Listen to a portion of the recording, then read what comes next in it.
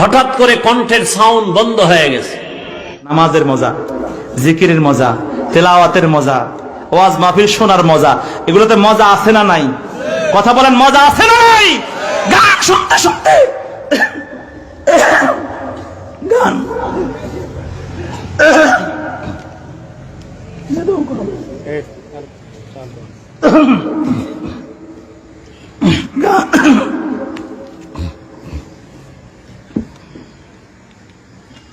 আল্লাহ চাইলে কি না পারে বান্দাকে করতে। আল্লাহ চাইলে তো বাড়ির ভিতরে আগুন লাগতে পারে। আল্লাহ চাইলে কি না পারে।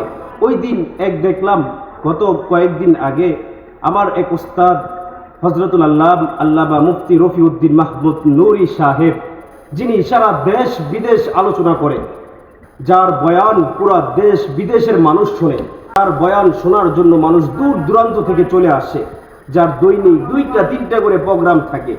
উনি ওই দিন দেখলাম মাহফিলের মঞ্চে বসে কোরআন আর হাদিসের আলোচনা করতেছে।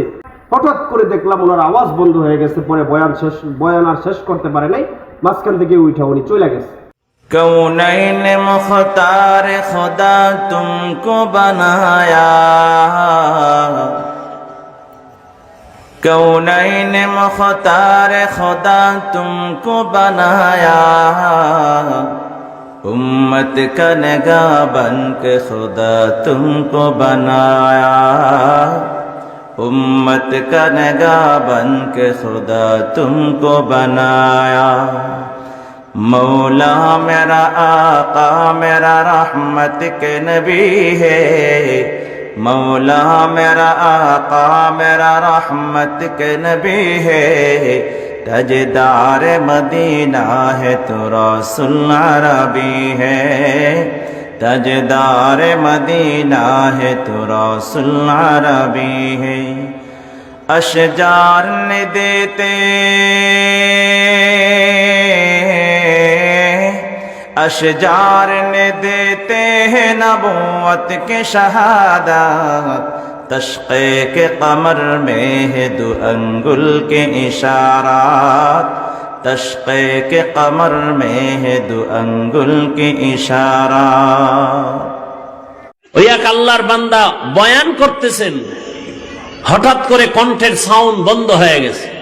নামাজের মজা, জিকিরের মজা, তেলাওয়াতের মজা, ওয়াজ মাহফিল শোনার মজা, এগুলোতে মজা আছে না নাই? কথা বলেন, মজা আছে না নাই? গান শুনতে শুনতে গান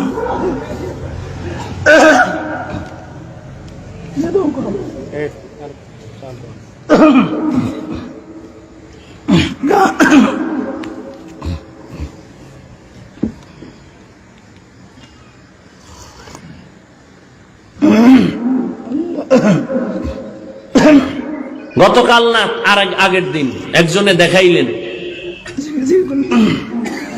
ইস্তেগফার করলাম দেখার সাথে সাথে যে আল্লাহ কি না পারেন। একটা সুস্থ মানুষ সুন্দরভাবে বয়ান করতেছেন মানুষের সামনে, হঠাৎ করে কণ্ঠের আওয়াজটা বন্ধ হয়ে গেল, আস্তে উঠা চলে গেছে, আর বয়ান আসে নাই।